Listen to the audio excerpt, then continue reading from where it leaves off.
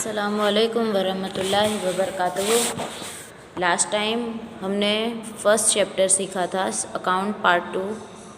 First chapter सीखा था हमने भूल सुधारना, गलती को कैसे सुधारा जाता है उसके बारे में हमने सीखी थी। अब हम यहाँ पर घसारे का चैप्टर, घिसाई का चैप्टर स्टार्ट करेंगे। घिसाई के हिसाब किताब।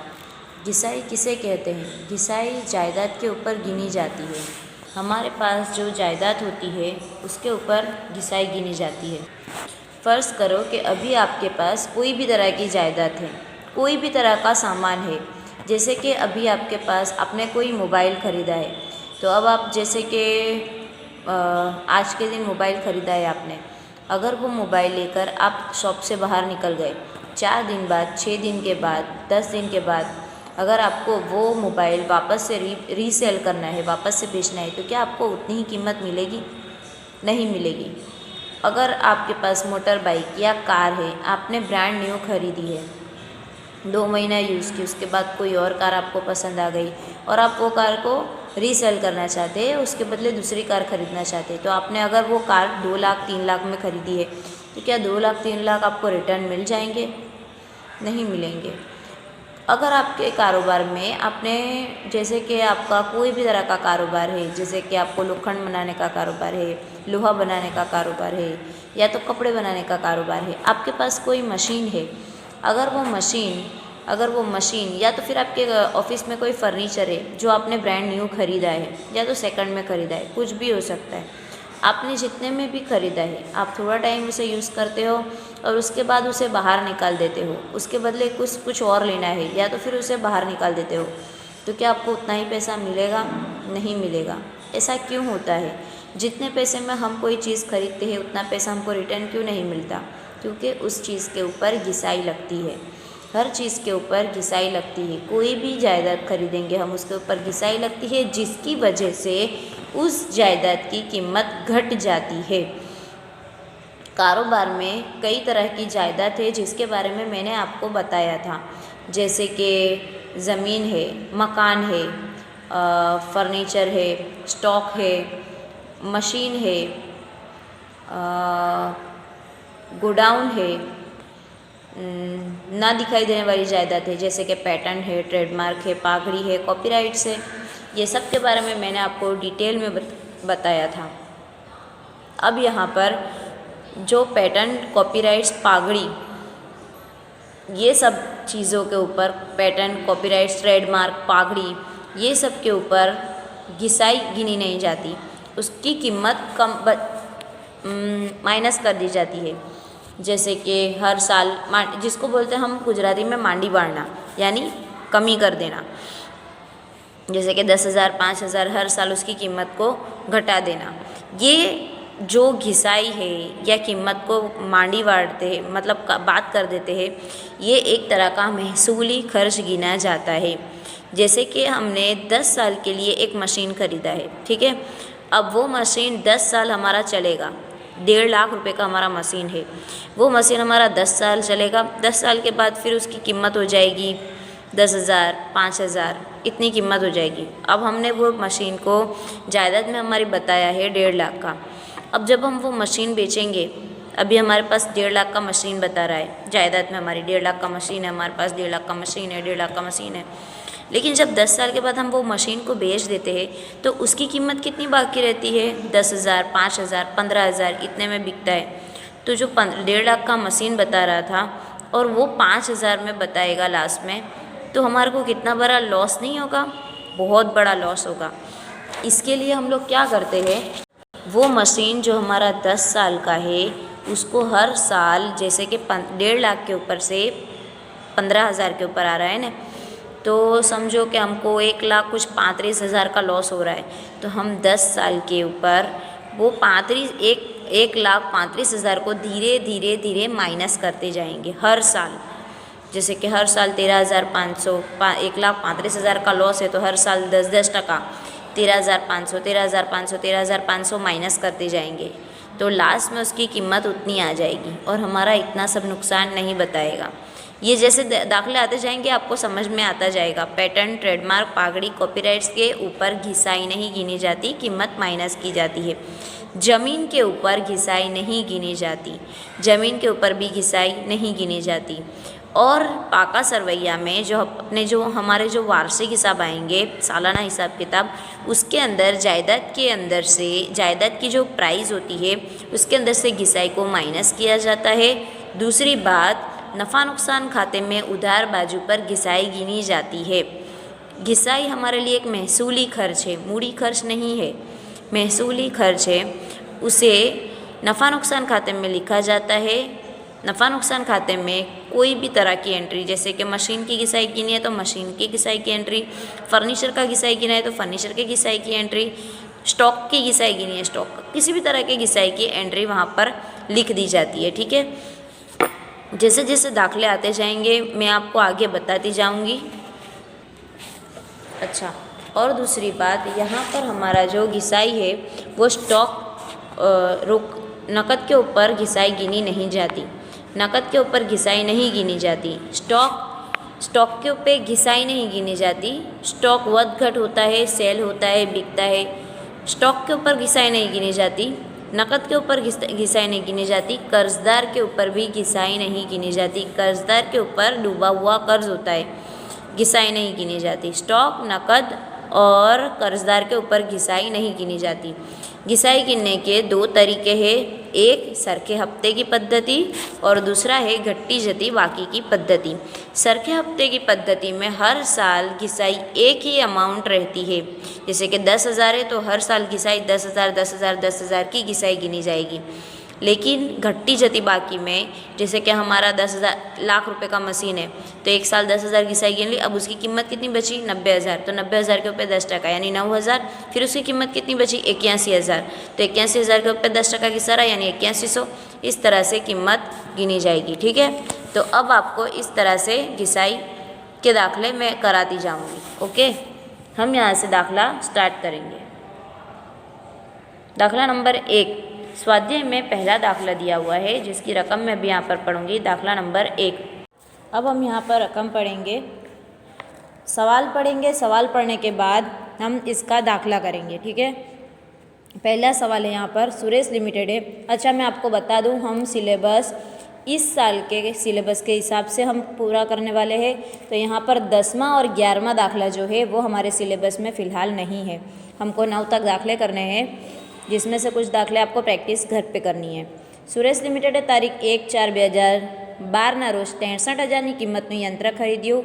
यंत्र ગોઠવવાનો ખર્ચ लिखा हुआ है 1,000 થયો। जो यंत्रनी भंगार किंमत तेना 8 વર્ષના અંદાજિત આયુષ્યના અંતે 14,600 અંદાજવામાં આવી હોય તો વાર્ષિક ઘસારાની રકમ અને વાર્ષિક ઘસારાનો દર શોધો। કંપનીનું હિસાબી વર્ષ 31 માર્ચના રોજ પૂરું થાય છે। प्रथम 3 वर्षनी आम नोंद, 3 साल की आम नोंद लिखनी है, मशीन का खाता बनाना है, घिसाई का खाता बनाना है और प्रथम वर्षना वार्षिक हिसाबों में असर दर्शाओ। वार्षिक हिसाबों में असर बताने के लिए नफ़ा नुकसान खाता और पाका सरवैया बनाना पड़ता है, जिसको हम नफ़ा नुकसान और पक्का तवाज़न बोलते हैं। कंपनी सरखा हफ्तानी पद्धति है घसारो गणे छे। चलो, हमको एक पद्धति से घसारा गिनना है, जो पद्धति है सरखा हफ्ता की। ठीक है, अब देखो मैंने यहाँ पर आम नोंद के लिए आम नोंद की कॉलम बना के रखी है। तारीख, विगत, खाते का पाना नंबर, उधार रकम, जमा रकम। मशीन का खाता बनाया हुआ है, तारीख, विगत, उधार रकम, तारीख, विगत, जमा रकम। घिसाई का खाता भी बन गया है और हमारा यहाँ पर नफ़ा नुकसान खाता और पाका सरवैया भी बन गया है। दाखला अब हम यहाँ पर स्टार्ट करेंगे।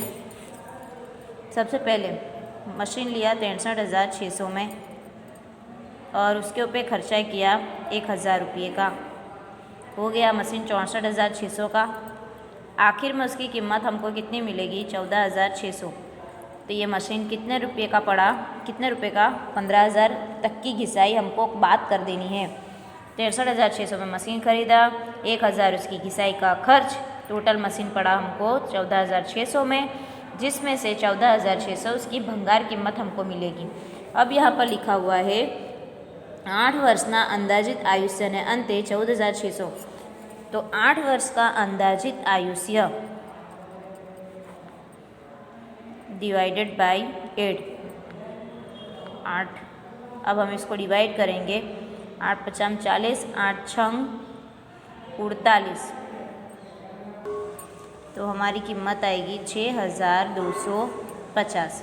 अब ये 6250 ज़र्ब 100 के तक़सीम में इसकी जो कीमत है 64,600, इसको ज़र्ब करेंगे, तक़सीम करेंगे तो आंसर आएगा 9.674। चलो अब यहाँ पर मैं आपको ज़ाब्ते के हिसाब से बता दूँ। D is equal to C minus S के अपॉन में N। चलो अब आपको ये बताओ D किसे बोलते हैं। D का मीनिंग होता है डेप्रिसिएशन। D का मीनिंग होता है डेप्रिसिएशन, का मतलब होता है घिसाई। C का मतलब होता है कॉस्ट प्राइस। कॉस्ट प्राइस यानी कॉस्ट यानी कीमत, मतलब जितनी कीमत में हमने मशीन ख़रीदा है वो, माइनस S यानी सेल प्राइस, सेल अमाउंट, जितनी कीमत में हमने सेल करना है, जितनी कीमत में हमको मशीन सेल करना है वो, तो जितने में ख़रीदा उसमें से सेल माइनस करना है। और N मतलब आयुष्य के साल, मतलब उसकी उम्र, जितनी उम्र होती है मशीन की उसके साल के नंबर। N यानी नंबर ऑफ एज, N यानी नंबर ऑफ एज, S यानी सेल और C यानी कॉस्ट, और D का मीनिंग होता है डेप्रिसिएशन। तो घसारा is equal to cost minus sale के तक़सीम में नंबर ऑफ एज। तो ये यहाँ पर हमको मिला, हमने यहाँ पर टोटल कितना कॉस्ट हुआ C 64,600, जिसके अंदर से हमने कॉस्ट माइनस करा S, तो ये हमको मिल गया। ये काउंटिंग करके हमने यहाँ पर 50,000 लिख दिया और नंबर ऑफ़ एज यहाँ पर 8 आए। ठीक है, तो हमारे को घिसाई डेप्रिसिएशन कितना मिला, 6250। अब इसके बाद एक और ज़ाब्ता है, इसकी जो घसारे का दर है, घिसाई कितनी है, तो वो परसेंटेज में निकालने के लिए इसका ज़ाब्ता है D is equal to 100 upon C। ये जो D है, जो हमारे को डेप्रिसिएशन मिला, उसको 100 से ज़र्ब करना है और अपॉन में C यानी 64,600 जो हमने यहाँ पर लिखा है, तो हमको यहाँ पर क्या मिलेगा 9,674 R रेट ऑफ डेप्रिसिएशन। ठीक है, अब यहाँ पर आप देख सकते हैं D डेप्रिसिएशन, C यहाँ पर पेज नंबर 30 पे C cost price, S sale price, scrap value sale price जिसमें हम लोग उसको बेच देते हैं। स्क्रैप का मीनिंग होता है भंगार, स्क्रैप का मीनिंग होता है भंगार। भंगार में जितना हम उसको बेच देते हैं, जब भंगार में बेचते हैं उसको सेल करते हैं भंगार में, तो उसको स्क्रैप वैल्यू भी बोला जाता है। Number of years of useful life, number of age जितने साल हम उसको यूज़ करने वाले हैं, और rate of R is equal to rate of depreciation. अब यहाँ पर हमको पता चल गया है किस तरह हमको 6250 सरखे हफ्ते की पद्धति में हर साल 6250 ही हमको घिसाई निकालनी है। तो हम यहाँ पर आमनोंद से स्टार्ट करेंगे ये दाखला। तो आमनोंद से स्टार्ट करेंगे। पहली आमनोंद, मशीन आया हमारे पास, कारोबार में हमारे पास एक मशीन आया है, यंत्र खाते उधार 64,600 का मशीन पड़ा, जिसके अंदर से हमने बैंक में से चुकाए इतना पैसा, मोस्टली बैंक से व्यवहार होता है 63,600 और 1,000 रुपये तो नकद में चुका सकते हैं, जमाने का खर्च 1,000 रुपये, इस तरह की एंट्री होगी। मामला आपको लिखना है, जे यंत्र खरीद्યું, ગોઠવવાનો ખર્ચ ચૂકવ્યું, यंत्र खरीद्યું અને ગોઠવવાનો ખર્ચ ચૂકવ્યો। ठीक है, अब नंबर 2, दूसरे नंबर की आमनोंद, तारीख दी हुई है हमारे पास, तारीख 1/4/2012, 3 साल तक आमनोंद करनी है हमको, 1/4/2012 से 31/3/2012 तक, एक साल की घिसाई घसारा खाते उधार, घिसाई गिनेंगे, घसारा खाते उधार 6250। डेप्रिसिएशन की अमाउंट हमने पहले ही काउंट कर ली थी। ते मशीन खाते। इसी तरह की आमनोंद होगी नफ़ा नुकसान के खाते में। 31/3/12 नफ़ा नुकसान खाते उधार 6250 ते घसारा खाते। ये हमारी सिर्फ पहले साल की आमनोंद हुई है। ठीक है, अब दूसरे साल की आमनोंद भी इसी तरह 31/3/2013। 31/3/2013 तो यहाँ पर आएगा। ये एक साल ख़त्म हुआ, अब दूसरा साल ख़त्म हुआ 31/3/14, तो यहाँ पर भी आएगा घसारा खाते उधार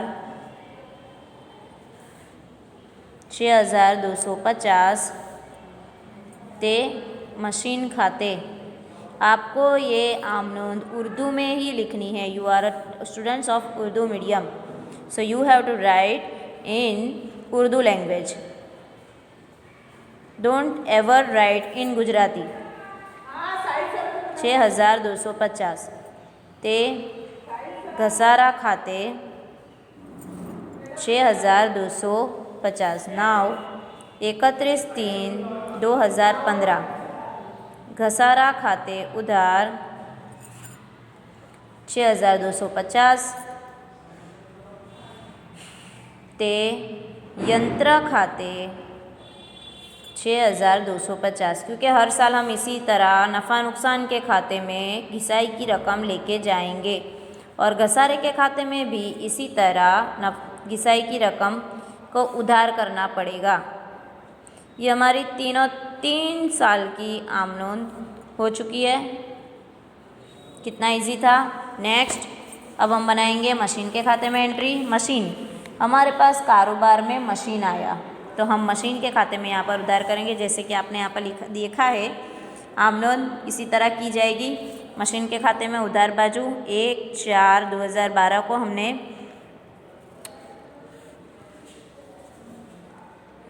बैंक के खाते में, हमारा पैसा कितना गया बैंक के खाते में 63,600 और 1/4 बैंक के खाते में से गया, सॉरी। और रोकड़ का खाता, बार बार कैमरा थोड़ा लाइट हो जाता है, 1000। अब इसी तरह हम यहाँ पर देखो, यहाँ पर मशीन के खाते में जमा बाजू पर लिखा हुआ है घसारा खाते 6250। तो हम यहाँ पर तारीख उसी तरह की तारीख लगाएंगे। तारीख है 31/3/13। घसारा खाते कितनी घिसाई माइनस हुई 6250। अब क्या करना है, बाकी निकालनी है। खाता बही के चैप्टर में मैंने आपको बाकी निकालना सिखाया था। टोटल है इसका 64,600, जिसके अंदर से 6,250 जब हम माइनस करेंगे तो बचेगा 58,350। ये 58,000 आप भी माइनस कर सकते हैं, ज़रूरी नहीं है मैंने जो बोला है वही सही हो। आप खुद भी माइनस करके देखो। अब उसके बाद नेक्स्ट ईयर फिर से ये खाता आगे लेके जाएंगे। 1/4/13 बाकी आगे लाए। कितनी बाकी थी हमारी 58,350 से बाकी थी। लेकिन दूसरे साल हमने फिर पीछा ये खरीदा, फिर पीछे घिसाई गिनी है। घसारा खाते उधार 6,250 बाकी आगे लाए। अब यहाँ पर 58,350 में से 6,250 फिर दोबारा माइनस करेंगे तो हो जाएगा 52,100, 58,350 का। फिर पीछा यहाँ पर टोटल बनेगा, यहाँ पर आएगा 58,350 टोटल हो जाएगा उसका दोनों का। अब इसके बाद फिर वापस से हम बाकी आगे लेके आएंगे। 1/4/14 के रोज़ बाकी आगे लाए। कितनी बाकी थी हमारी 52,100। 31/3/14 के रोज़ बाकी होगी। फिर वापस से हम घिसाई निकालेंगे। घसारा खाते 6,250, क्योंकि हमको 3 साल का घिसाई गिननी है, 3 साल की घिसाई। 15 यहाँ पर हो जाएगा 15 के रोज़ बाकी आगे ले गए, बाकी आगे कितने ले गए? 45,850। कैलसी में हम काउंट करेंगे तो बाकी आएगी 45,850। ये हमारी आखिरी बाकी कितनी हुई हमारी? 45,850। अब घिसाई का खाता बनाएंगे हम। घिसाई का खाता बनाना तो बहुत इजी है। 31 3 13, ये यहाँ पर देखो घिसाई के खाता करके मशीन के खाते का नाम लिखेंगे 6,250 दूसरे साल और तीसरे साल। उसके बाद नफ़ा नुकसान खाते में जिस तरह एंट्री की है जमा बाजू पर, इसी तरह यहाँ पर आमदन में लिखेंगे यंत्र खाते 6,250। 31 3 13 के रोज़ नफ़ा नुकसान खाते 6,250 बंद। टोटल आ गया दोनों का, ये साल बंद। अब दूसरा साल 31 3 14 मशीन खाते 6,250। 31 3 14 नफ़ा नुकसान खाते 6,250, ये खाता भी बंद हो गया। उसके बाद 31 3 15 नए साल में नया चैप्टर, और उम्मीद करती हूँ कि आप लोग नए साल में नए उमंग के साथ पढ़ाई करना स्टार्ट करेंगे। वैसे भी मेरे सारे स्टूडेंट्स बहुत अच्छे हैं। I proud of my commerce student. Every time exam के टाइम पर मेहनत करते ही है, आगे भी उम्मीद रखती हूँ आप सबसे। चलो नफ़ा नुकसान खाते पहले साल का हमको रकम में दिया हुआ है। प्रथम वर्षना वार्षिक हिसाबों असर दर्शाओ। सिर्फ हमको एक ही साल का बताना है। मशीन खाते में घिसाई के खाते में 3-3 साल का बताना था, लेकिन यहाँ पर सिर्फ हमको एक ही साल का बताना है। तो मशीन हमारा कितने का था? पाका सरवैया में इस तरह मशीन बताया जाता है, उसके अंदर से घिसाई माइनस करके बताई जाती है। तो टोटल आउटर में हमारी पहले साल कितनी रकम निकली थी? 58,350। ये हो गया हमारा दाखला। इजी था, हर एंट्री को इधर से उधर ले जाना है, कोई नई एंट्री नहीं है। अब नेक्स्ट पीरियड में हम दूसरा छोटा सा दाखला है वो करेंगे। आज के लिए इतना ही। अल्लाह हाफिज़।